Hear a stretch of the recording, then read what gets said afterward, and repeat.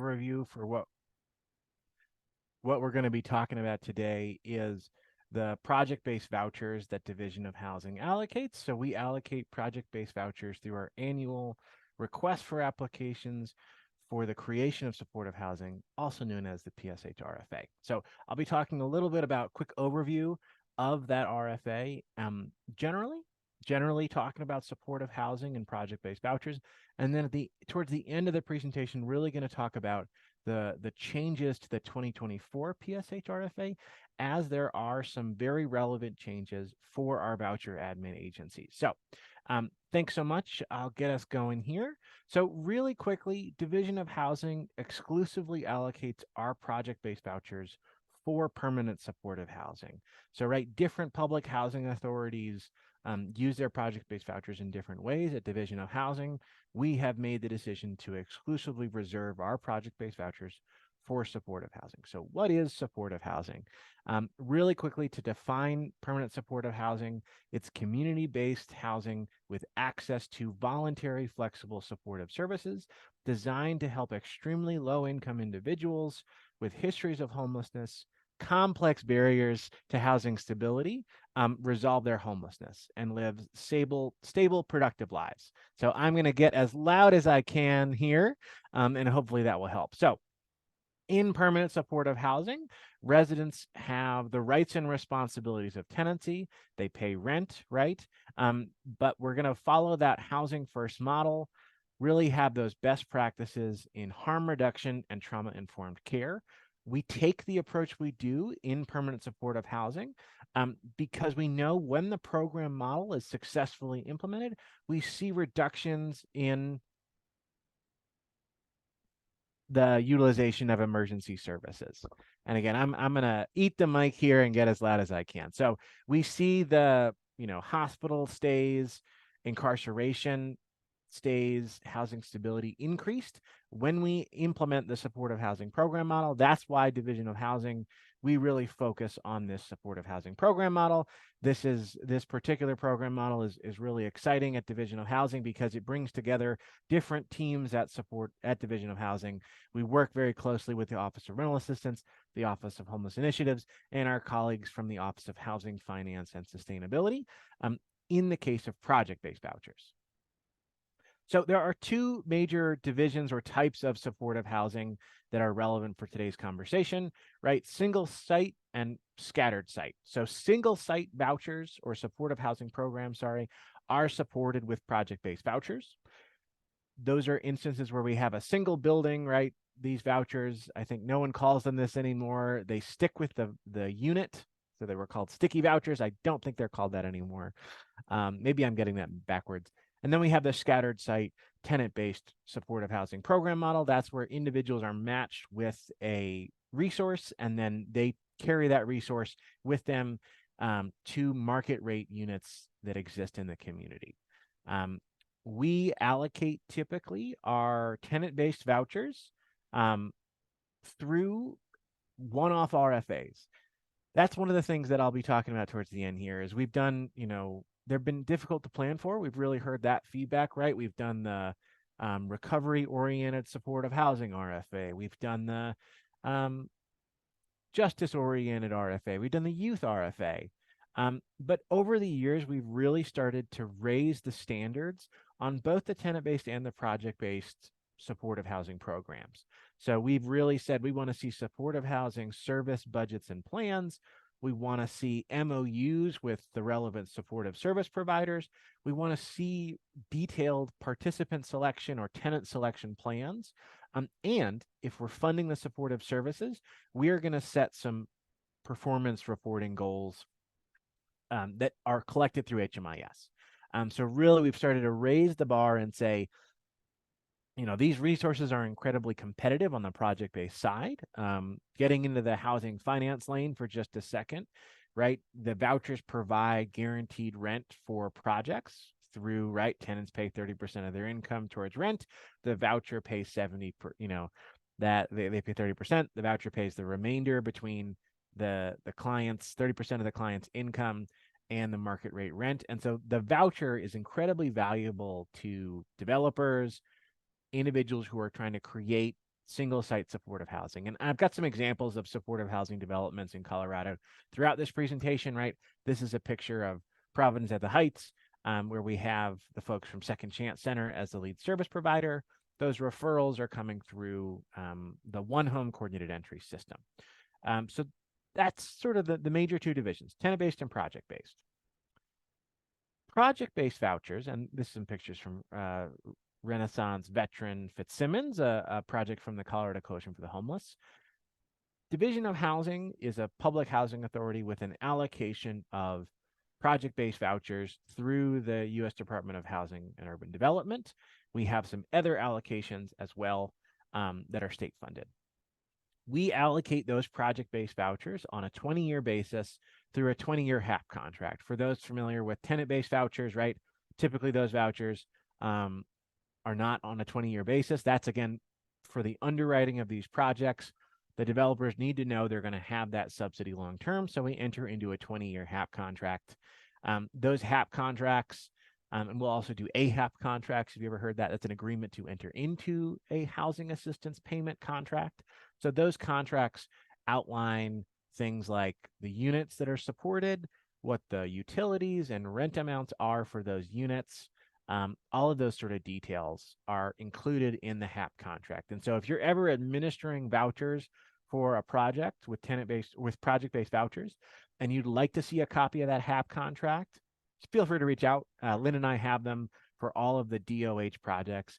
This is especially relevant if you've got a project, maybe a 50-unit development where 25 of the units are supported with project-based vouchers from Division of Housing, and then the other 25 are coming from a local public housing authority. That HAP contract will help show you which units are supported by which PHA. All right, so in those project-based vouchers, I just alluded to these AHAP and HAP contracts. What we're increasingly doing with new projects is creating project info sheets. This is something, again, full credit goes to Lynn here. That project info sheet document will include information on the units covered in the HAP contract, but it also will include other relevant documents, details around the increments, around, in Elite for these project-based vouchers. It'll also include information on, right, who is the property manager, who is the lead service provider, who's the voucher administrator, other relevant details like that. And as well as who's the owner, right? The rep payee, or not the rep payee, the owner's rep, things like that. So we're working to roll out those project info sheets. It is a long process because we're really trying to put every possible piece of useful information relating to those projects into a document. So we're starting to roll those out. It is a slow process, but that is really our goal. We have an intern here at the Office of Homeless Initiatives who's helping us build out those details. So you can really get a full picture of, hopefully every question you might have about an allocation will be included in that project info sheet. Okay, other documents included, and one of the most important documents for our voucher admin agencies is the tenant selection plan. So the tenant selection plan details how individuals are selected for those project-based units. There are 4 major breakdowns in that tenant selection plan. So there's the eligibility, so the subsidy eligibility, right? In order to utilize a HUD VAST voucher, you're going to need to meet HUD, VA eligibility requirements. Referral sources. So are the referrals going to come in the case of a VAST voucher from the VA, or in the case of a project-based housing choice voucher or state housing voucher, they're going to come from, maybe coordinated entry and Department of Corrections. The preferences, right? So folks, we're sort of blending 2 different worlds in these tenant selection plans. The waiting list component is also included in that process for individuals as they come through those referrals. It really depends on the referral source, how we're going to use those waiting list preferences. But those are an important consideration. And especially as we talk about roles and responsibilities, that's an aspect where our voucher admin agencies are verifying those eligibility preferences. And then the 4th is criminal screening criteria. So that's where, right, in certain housing subsidies, like the Housing Choice Voucher Program, has limitations on right, individuals who are registered sex offenders, individuals who are, convictions for methamphetamine production in public housing units. So those are the four main components of the tenant selection plans. Similar to, right, the project info sheets, the tenant selection plan template that we use has changed a lot over the years. We've really tried to refine that document based on our feedback and conversations with voucher administrators on really laying out those four major components and then ensuring that these tenant selection plans can actually be implemented. So we work really closely with the continuums of care and the project partners on the design of those tenant selection plans.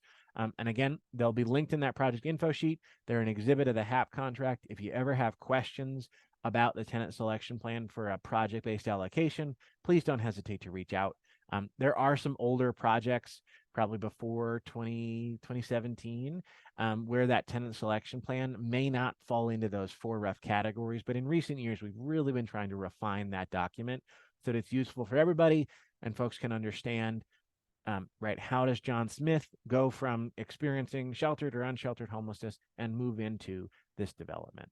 So that's really what we've tried to do. The other major source of technical assistance that we at the Office of Homeless Initiatives, together with our partners from the Office of Rental Assistance, work to provide is guidance around termination.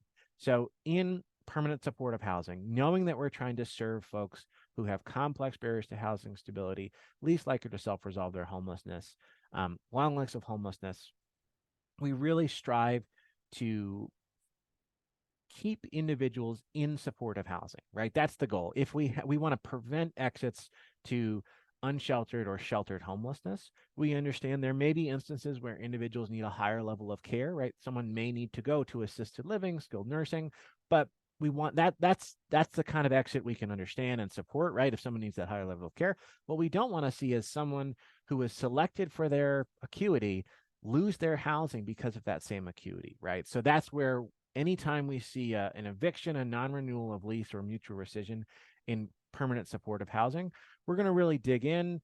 We want to see that documentation showing, right, was every reasonable avenue pursued before that individual left that supportive housing? Because supportive housing is, right, there's a difference between costly and expensive. It's a costly intervention, right? We have a lot of different resources. That project-based voucher, we're looking at subsidizing these buildings. We are often, right, either providing the funding for supportive services or partnering with our other state agency partners to provide that funding. So it's really critical, and that's why we can be a little bit demanding of saying, well, wait a minute, right?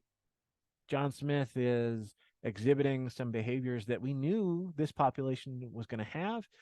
What is your plan? How are you leading with services? How are you leading with creative problem solving to keep John Smith in that unit rather than just going to eviction, mutual rescission, non-renewal of lease? So that's another real source of conversation that we have here at Division of Housing on avoiding those exits to homelessness.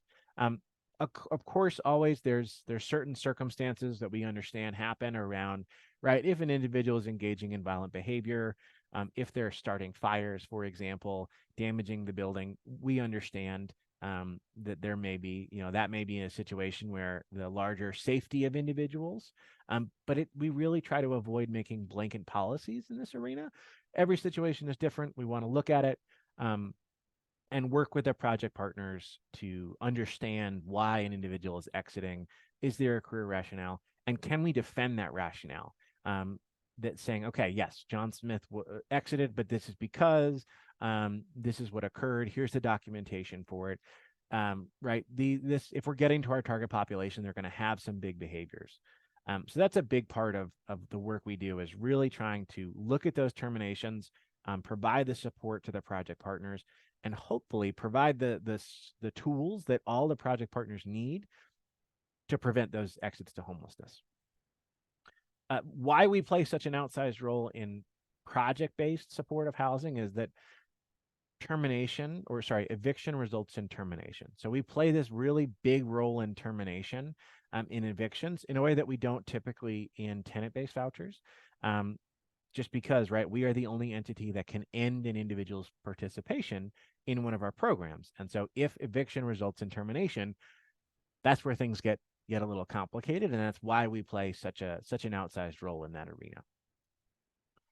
All right. The availability of tenant-based vouchers is something also we have a lot of questions about, and this is again something that we're including increasingly in those project info sheets, is that after a year of tenancy, and this gets really tricky really quickly. Oh, and I would be remiss. This lovely picture is the Sparrow Apartments from Housing Solutions from the Southwest and Blue Line in Durango. After a year of tenancy, individuals are eligible to request a tenant-based voucher. They are not guaranteed a tenant-based voucher. This messaging is really critical, so that folks aren't don't go in with the assumption, well, I get my voucher after a year. I have to sit in this unit and then I get my voucher. Individuals after a year of tenancy are eligible to request a tenant-based voucher. At that time, they are added to their relevant tenant-based voucher waiting list.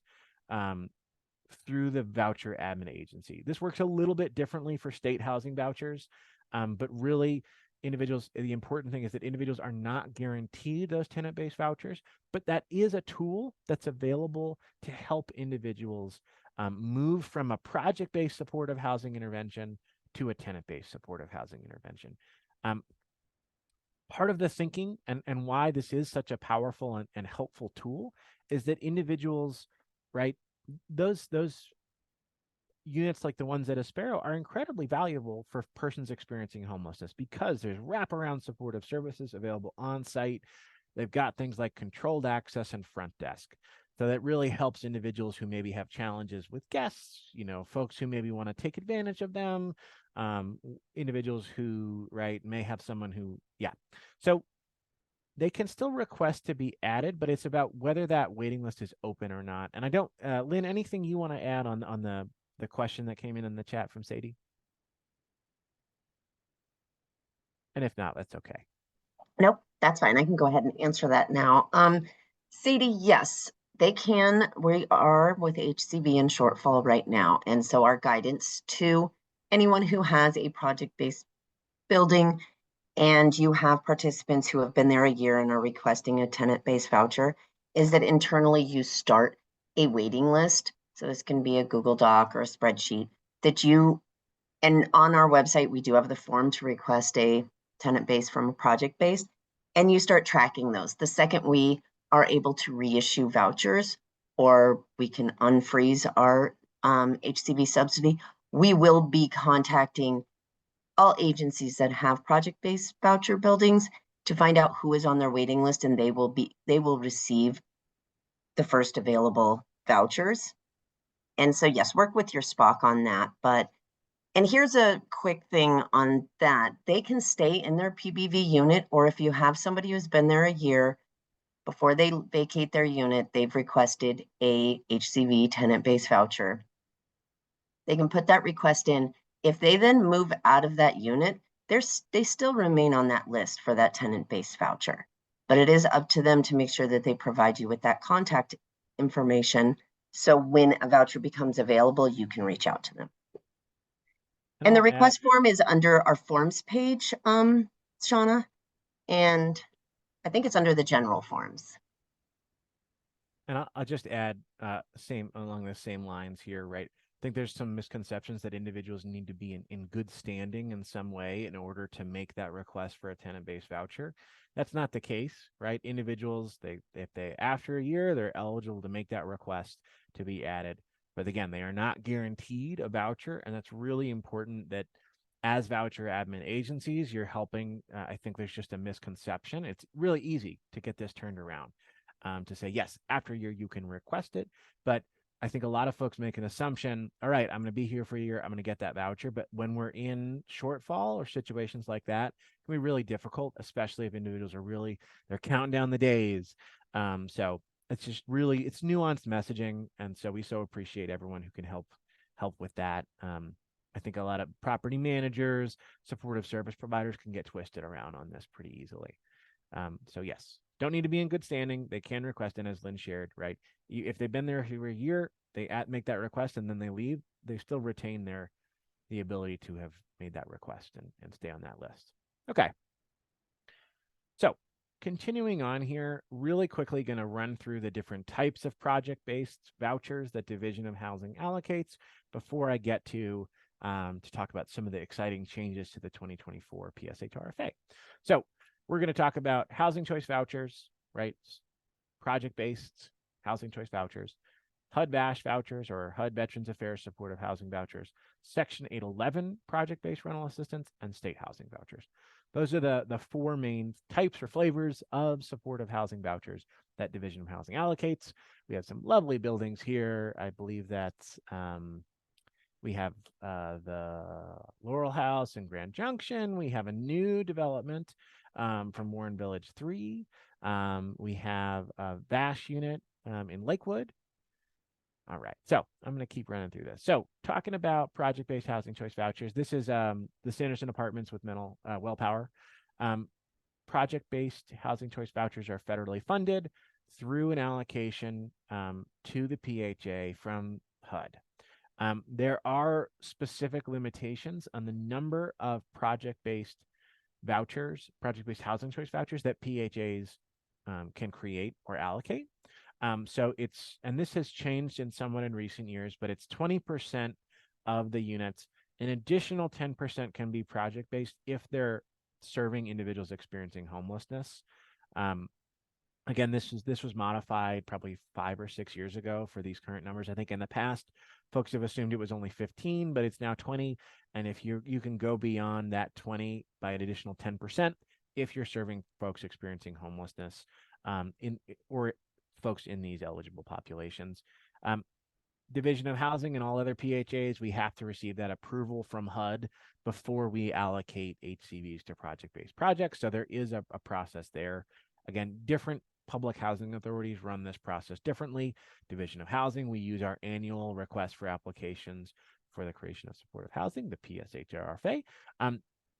Different public housing authorities have different interpretations of some of the rules around whether they can use Division of Housing's allocation process for their vouchers or not, or they need to do an independent RFA. This is really, I think in my experience, it varies from PHA to PHA. So if you have any questions about that, feel free to reach out to the local PHA and Division of Housing. We can help connect the dots on that. All right, HUD-VASH vouchers. This is Freedom Springs in Colorado Springs and Brandon Courtyard in Denver. So these are project-based vouchers, operate very similar to the federal housing choice voucher program, with the exception that they're reserved for veterans experiencing homelessness.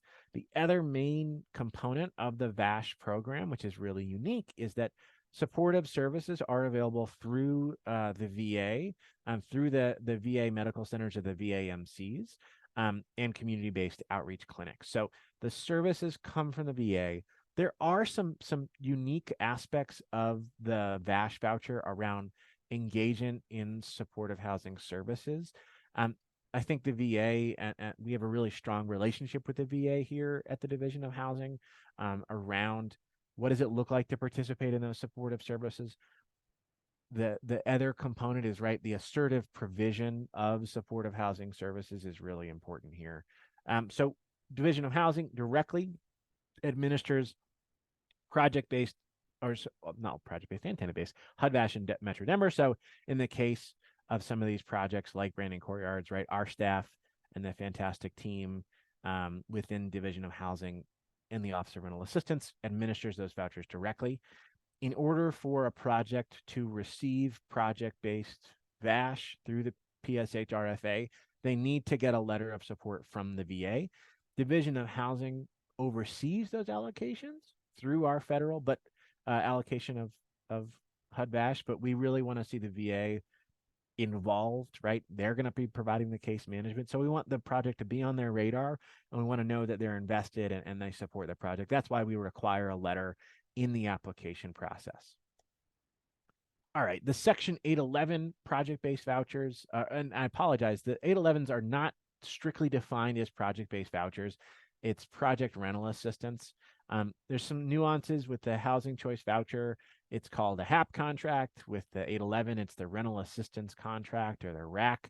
811 vouchers are distinct, right, from some of the other interventions. This is the Atlantis apartments 2, I believe. 811 units are specifically reserved for extremely low income persons with disabilities under the age of 62. There's two different priority populations around persons exiting institutional settings and those at risk of institutionalization for experiencing homelessness. One of the biggest nuances of the 811 program is that no more than 25% of the project can include a preference for individuals for people with disabilities. So there's some real complexities around the 811 voucher program and how it can potentially stack with other subsidies. In most cases, the 811 vouchers are 25% and the rest are market rate, but we have seen some instances where we can combine the 811 vouchers with other subsidies so long as those subsidies do not include a disability preference. So you could potentially take a state housing voucher together with an 811 voucher for a 50 unit development. You just have to lay out how those, the distinctions between disability, preference, and disabling condition or things like that. So happy to talk if folks have questions. This is one of the more complicated rental subsidies as it does include real strict parameters around under the age of 62, extremely low income, and that limitation on the number of total units within the property. All right, and then the state housing voucher, got some pictures from Mason Place in Fort Collins. So these are funded through the Colorado State Legislature. We created the state housing voucher program in 2014. We started allocating project-based state housing vouchers in 2017, 2018. Unlike the housing choice vouchers, there is not a criminal screening criteria. There have been changes in recent years around citizenship, eligibility status, things like that. There's different types of housing choice vouchers, or sorry, project-based state housing vouchers. The majority of the ones we allocate are Homeless Solutions Program state housing vouchers, but there are some project-based state housing vouchers of other varieties that are few and far between. Really, we just mostly describe them as project-based state housing vouchers. If you have questions about the subsidy, we can sort of hash that out. All right, so here's the big exciting news. So, and this one's not as exciting as the other one. So, for the 2024 PSHRFA, which is anticipated for release next month, we're looking at releasing it in November. We are not going to include project-based housing choice vouchers. This is just based on some of the forecasting that the Office of Rental Assistance has done. We're still going to include 300 project-based vouchers total in the PSHRFA. So that's something to know. But it is an important conversation oftentimes with investors. The majority of investors in these single site supportive housing developments have not had an issue with state housing vouchers. The program has existed for several years now, but in complex projects like we have Legacy Lofts from Colorado Coalition for the Homeless, that included housing choice vouchers. We have Guadalupe Apartments in Greeley and the Aspero Apartments I shared earlier in Durango. These are projects all supported with housing choice vouchers, project-based housing choice vouchers. But as our state funds for addressing homelessness increase, we're able to backfill our allocation with state-funded resources. So this is the really important update. And again, I so appreciate everyone's time leading up to this, is that, right, we have opened up the application process for new agencies to become voucher administrating agencies, right? I imagine we have a few of those entities on the call here. And so not all of those entities may have worked with project-based vouchers in the past.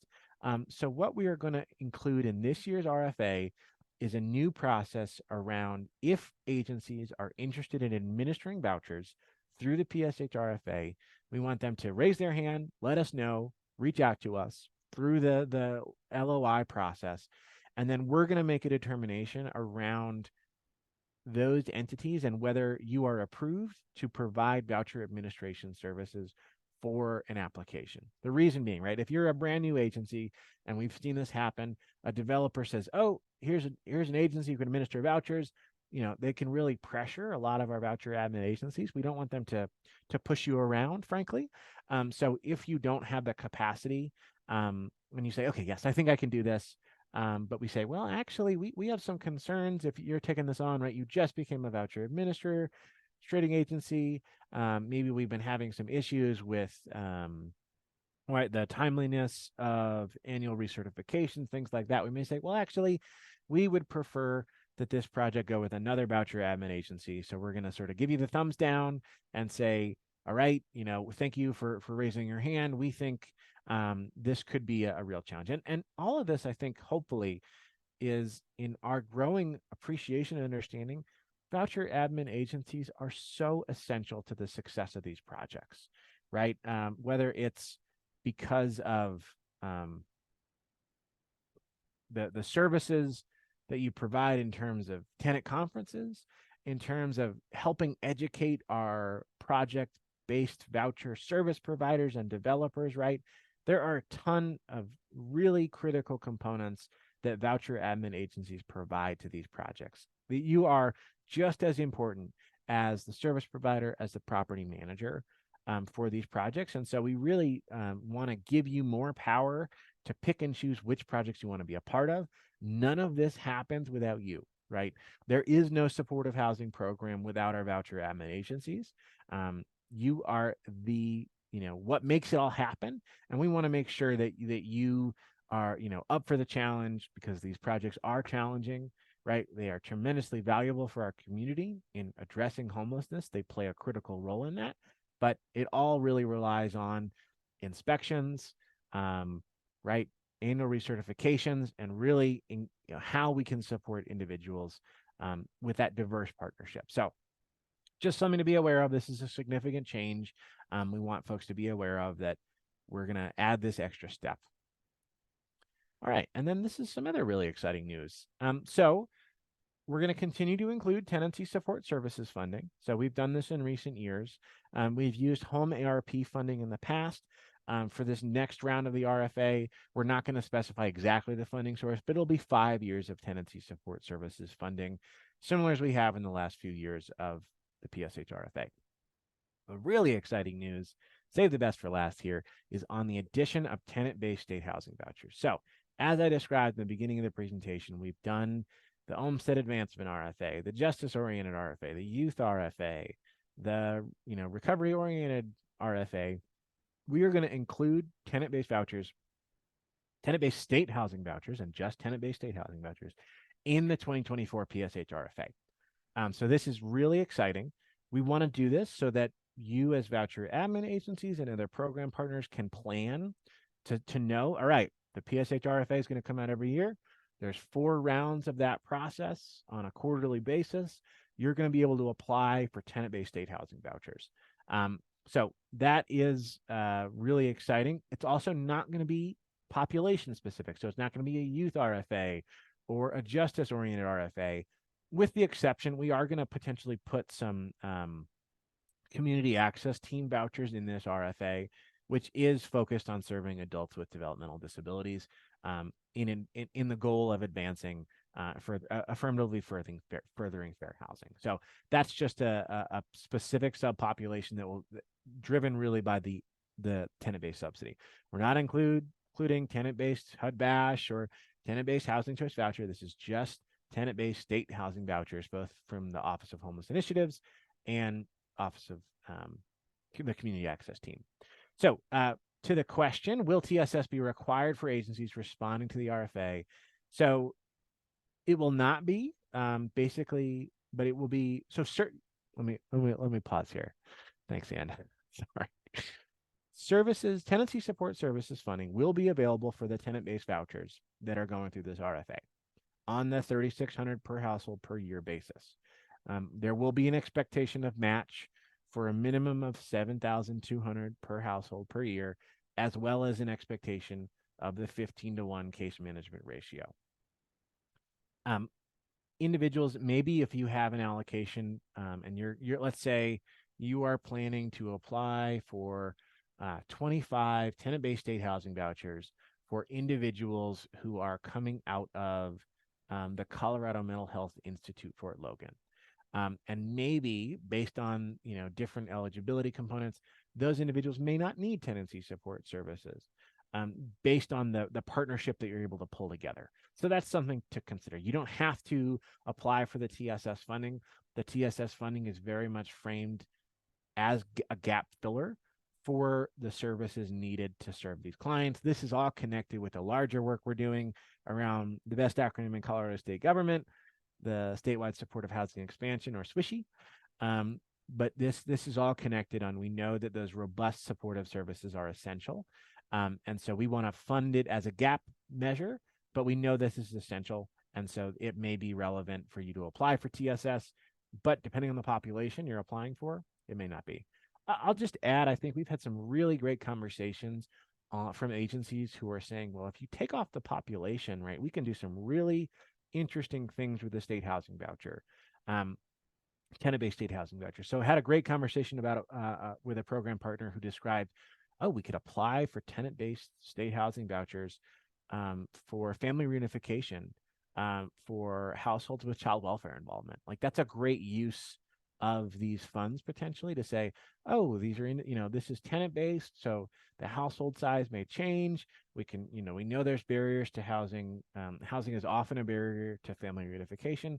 So I think that's a great example of the kind of neat projects we can do through this process. So we've had opportunities for tenant-based vouchers, but this will be the first time it'll be on a regular, consistent basis.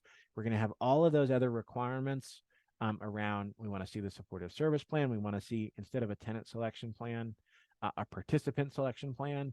We're going to want to see MOUs with service providers. All of those sort of raised the bar sort of expectations. But we just want to make these resources available in a more consistent way. The availability. Okay, yeah. So how many new SHVs? That is the $1 million question. We are still making that determination right now of what is the range going to be. Is it going to be 25? Is it going to be 200?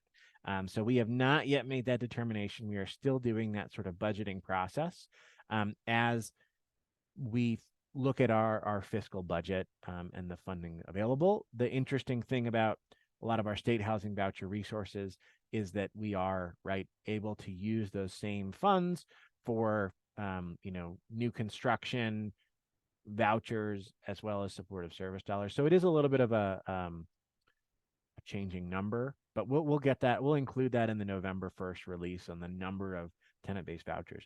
The number of project-based vouchers will still remain 300, so it'll be 300 plus X, whether that's 325 or 400. So we'll keep this group apprised as we release that RFA. All right, so I think that'll do it. I'll stop sharing.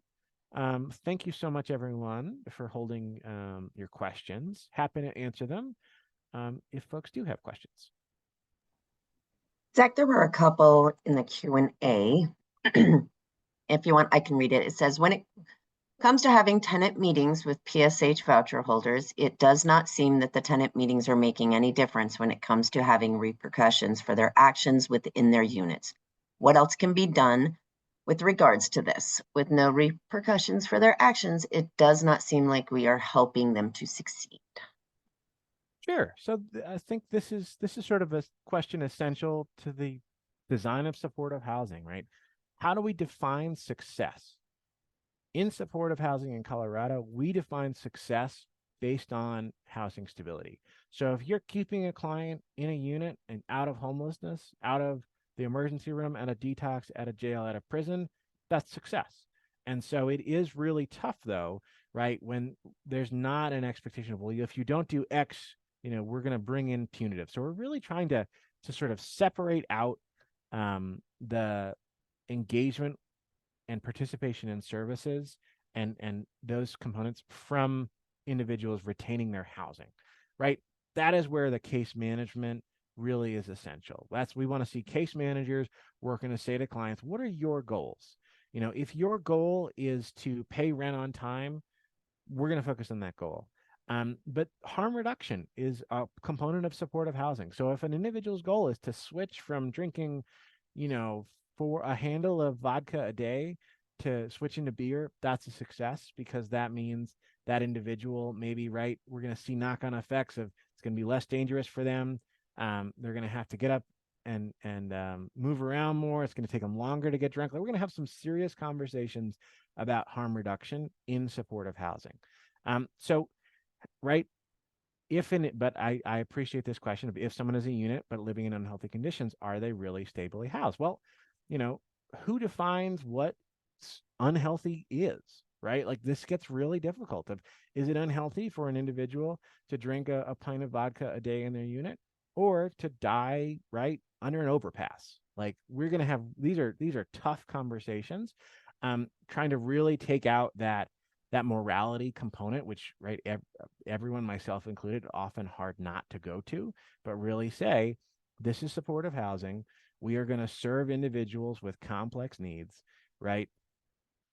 But how do we do that? And this also is, what's the higher level of care around things like, where's adult protective services come in, but also, right, how can we advance those individuals' goals? How can we have high quality supportive housing?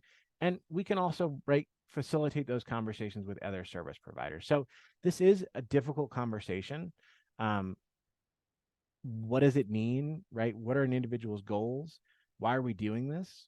There's a lot of different reasons. There's the economic reasons of preventing the utilization of emergency services. There's also just, right, we want individuals to have a safe, stable place to be. But these are tough conversations um, around what does it mean to really be doing harm reduction, do trauma informed care, do motivational interviewing, and keeping folks in safe, stable housing. And I'll also just add, supportive housing is not for the faint of heart, right? It is tough, difficult work. If we're getting to our target population, they're going to face real complex barriers to housing stability. It is not a panacea, right? It is not everything to everyone. We at Division of Housing are trying to support a robust continuum that includes, right, the Fort Lyons supportive residential community, that includes non-congregate emergency shelters, that includes street outreach, right? We need to do it all. Supportive housing is one intervention that we know is very effective for those with the complex barrier to housing stability, least likely to self-resolve. Some individuals may resolve their homelessness, but oftentimes we're talking about folks who've been on the streets for long periods of time.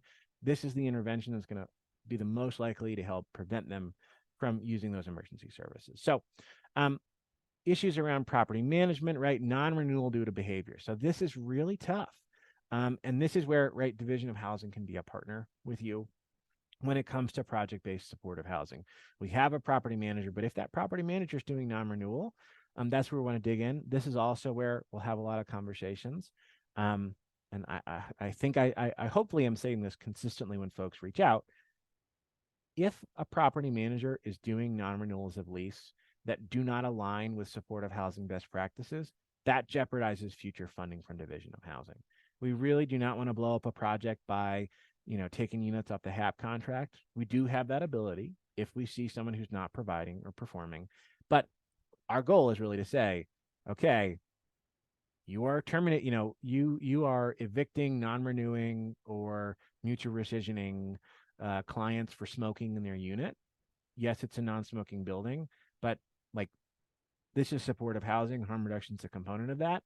If you are consistently evicting clients for violating your non-smoking policy in supportive housing designed to serve the most complex needs, we're going to have a conversation, and we're going to really look at your next application with a critical eye. So that's the sort of focus we want to have. Every instance is different, but if we consistently see that property managers are not pursuing or working with the service providers and the voucher administrators to prevent exits to homelessness, we're going to intervene and really start to have some serious conversations. So happy to have that, right? We want to use all these tools available to them. Some folks really respond to voucher administrators. Some folks respond to case managers. Some folks respond to property management. We need all of those different entities working in tandem to try and keep those clients in housing, while also, right, supporting of saying, hey, seems like you have a bed bug infestation in your unit. Let's have a conversation. How can we provide the services to mitigate that, to provide, right, whatever, spraying, fumigation, etc., in order to keep you in your unit? Like, that's always the focus. Is what are the services you need to make this work? We want to see you, thriving. How can we help support that? All right. I know I'm just sort of going through these questions. Right, hoarding, electricity, rotting food, etc. Yeah, this is about the assertive provision of supportive services, right?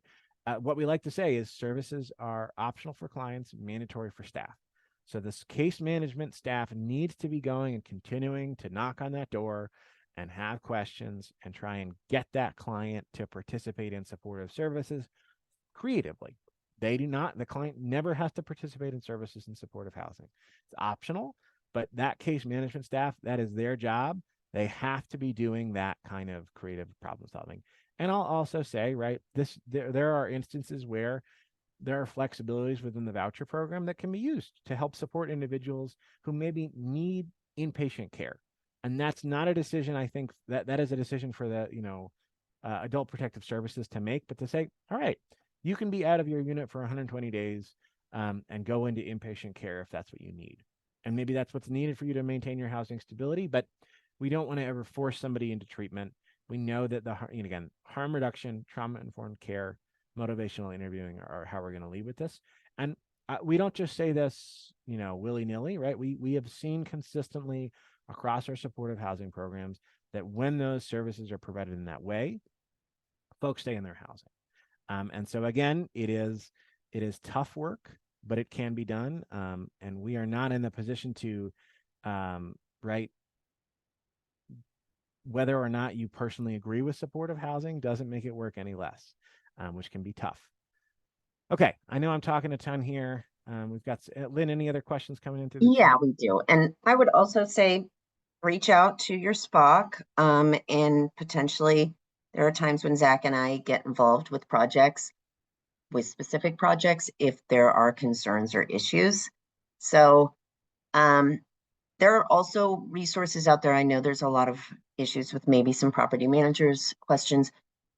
Zach has developed a great roles and responsibilities, and there's a document regarding terminations in permanent supportive housing. I think that is a start. And some of these questions, I think Mary had one, and Mary, maybe we can talk offline. Some of our projects, honestly, that might be 10, 15 years old, a lot of these projects were not under what we now call the PSH RFA. They were not permanent supportive housing. They may not have some of these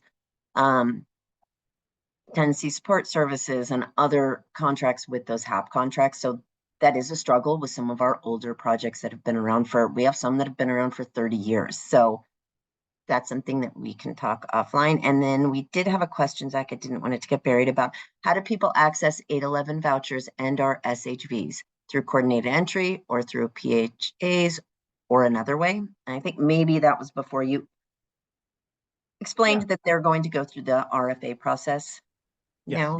Yep. So yeah, all of those project-based housing choice vouchers, project-based state housing vouchers, HUD Bash, and 811 project-based or PRA 811 all go through the PSH RFA. Thank you, Lynn, for the roles and responsibilities document. I've just shared those for tenant-based and project-based roles and responsibilities. And then I'll also share a project info sheet example that includes some of the guidance around terminations in project-based supportive housing. So let me just pull that right now. This is for the commons in Colorado Springs. So this includes examples of the AHAP and things like that, but you'll see the Exhibit A link, but you'll also see really important resource and component of this is the tenant conferences and terminations in project-based supportive housing. Really, we know we get a ton of questions about this. This is where we really want to dig in with folks. I'll share a link to that document directly right now. Really, the goal here is to exactly what I was describing. Right, we're going to face challenging circumstances in project-based supportive housing. The goal is to equip all of the relevant entities with the services needed. And I'll also just add on the supportive services, the robust supportive services is essential. That's why we're really working in partnership with our healthcare policy and financing HICPUF entity on Swishy, which is focused on how do we ensure that these high, we're raising the bar on services and we're raising the bar on acuity, right? We're talking about high acuity folks when we take referrals through coordinated entry. As that's the case, we need to have high quality services. And so really working with our partners from Medicaid on accessing supportive services funding that is flexible, that can assist with all of these complex needs, right? Around paying for things, right? Like cleaning services, buying individuals mops and vacuum cleaners, all those things, right? The funding is so essential. And so that's why, right, we are very aware that the services make all the difference and you have to be able to pay for those services. And that's where we're really excited about Swishy and the partnership. Swishy is a program funded through ARPA, but the long-term goal is around, right, how are we looking at what funding is available through the state Medicaid plan. I don't want to give too much away. Our colleagues from HICPUF are really the lead on this, but I'll say we're looking at other states and the approaches they've taken to pay for robust supportive services. This has real significant implications for our voucher administrators as well as our service providers. So it is something. I know we've got some Swishy providers on the call, but we know it takes. Yes, and Swishy funds are only for those enrolled in Swishy. Swishy is a program. The long-term focus is on, right, how do we, is this a benefit? What waiver authorities are we pursuing? Things like that. So, and I'll also say, right, Alexandria, to your point on ADA compliance, it's a great point. That's why we need both the tenant-based and the project-based. Hopefully, on the project-based side, right, we've got ADA compatible or modifiable units, but that is a huge need. That's also where I'll say our home modification program, also through the community access team, can play a big role in how we can modify units in order for individuals to use a voucher. This is also, though, what are the eligible supportive service funds? We've dabbled in this with the tenancy support service funding that DOH provides, but this is, again, why that your input on the design of that system is really important. Okay. I know we've had other questions come in. Again, I could talk about this all day, talk about, right, how we try to get these partnerships, they can get out of round easily.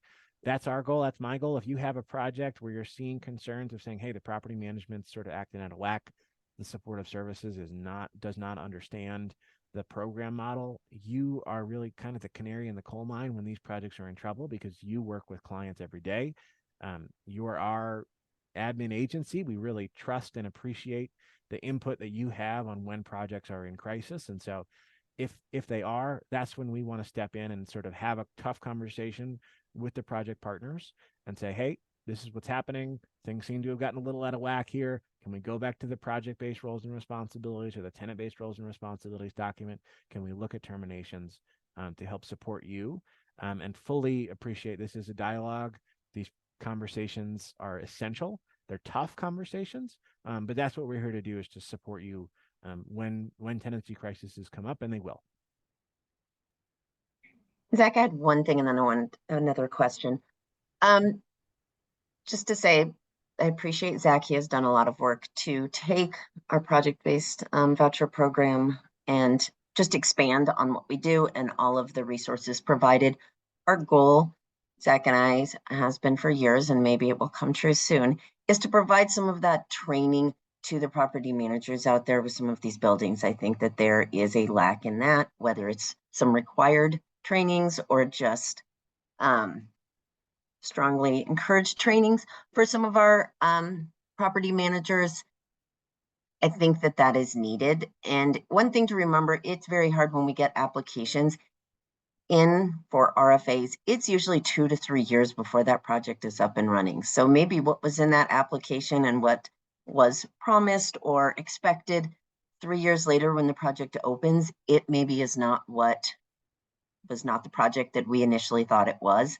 And so it is a lot of work. And there's been an explosion of project-based voucher programs and projects across the state. And we're hoping to get, some more people working on this, but we do have, and Zach has wonderful ideas of how we can improve this. It is so needed, these buildings and these services for the people that we serve. So we want to have successful projects. It is, we're very passionate about it.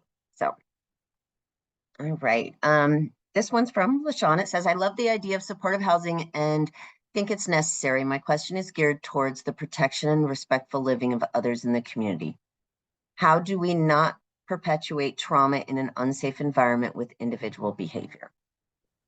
Yeah, I could take a stab at that, Lynn. Right. This is a major question of like that peaceful enjoyment of what does it mean when you have an apartment building and one of those residents is engaging in really what we call big behaviors. Right. They're playing loud music. They're walking around without clothes on. They're knocking on people's doors all hours of the night, and everyone is doing really well, but that one client is really in crisis, and it's really tough. But I think the focus is always on, right, what are that client's goals? What do they want to accomplish?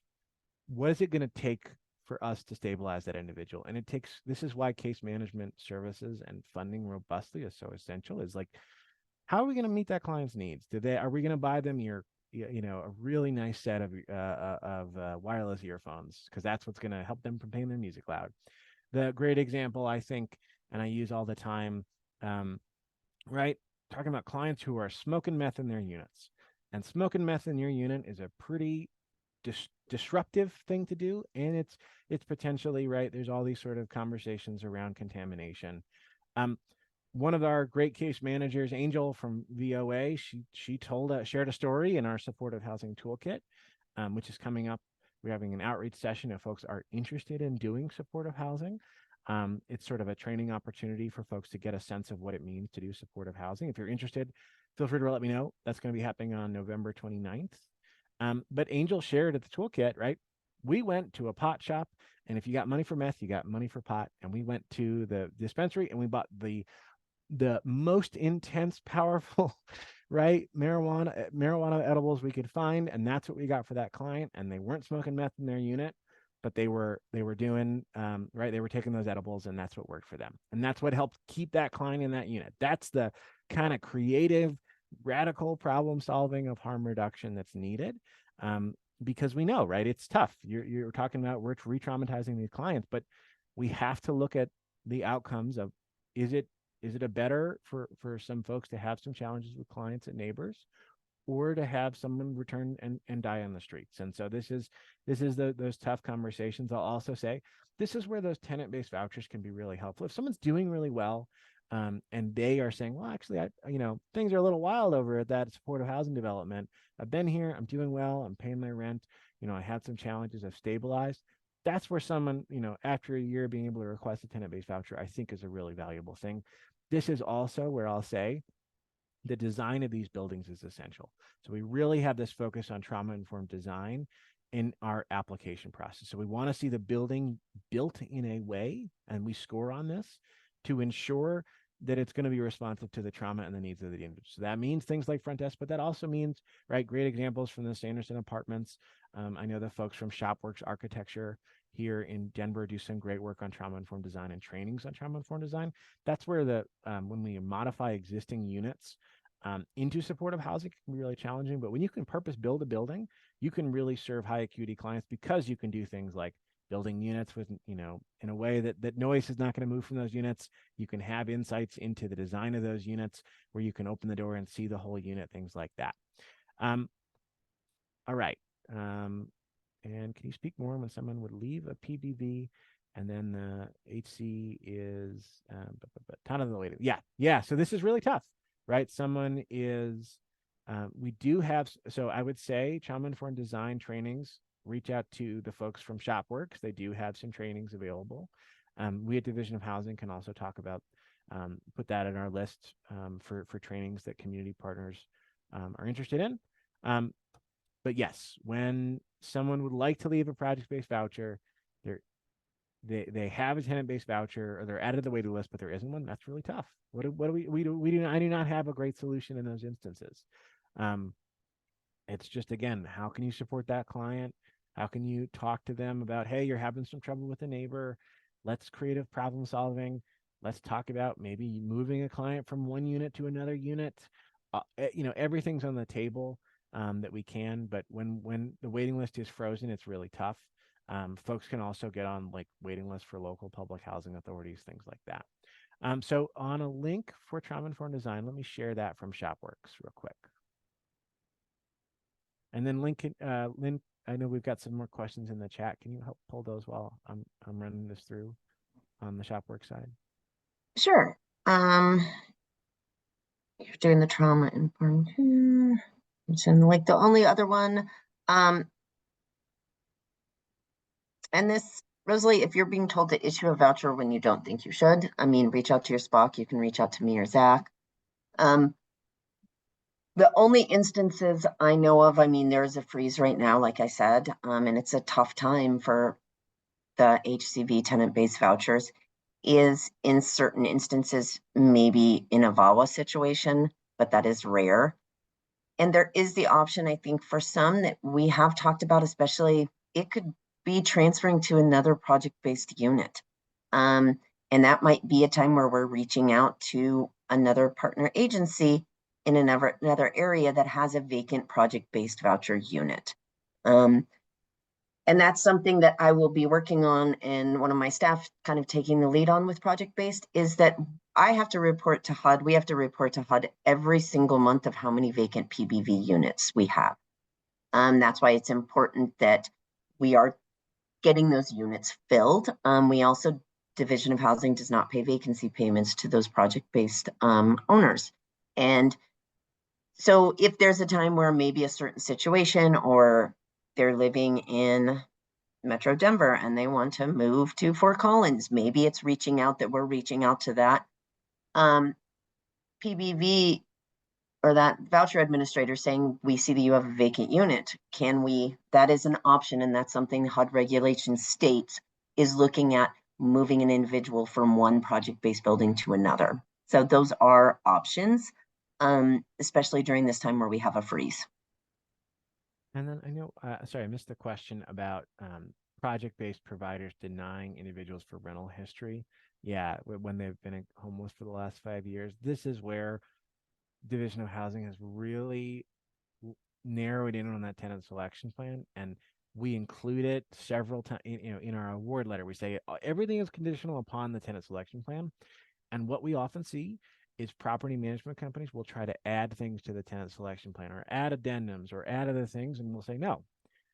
If it's not in the tenant selection plan that we've approved, you cannot screen for that. It's absurd, frankly, to do credit checks for individuals who are coming out of homelessness and try and deny them for credit checks or prior evictions. This is the population we are trying to serve, individuals who cannot self-resolve their homelessness. And so that is where, if you're seeing a project that's not complying with the tenant selection plan, Division of Housing can really step in and say, hey, let's talk about the tenant selection plan. Looks like you've added a couple pages here, property management firm. That's not approved. We have not approved that tenant selection plan. Or, this is an older project where they snuck that in. Folks are just sort of, if if left unchecked, more and more rules and regulations and barriers creep in.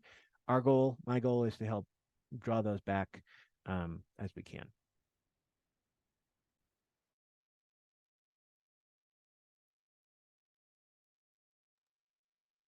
I think that might do it. I don't see. Last call for questions, maybe.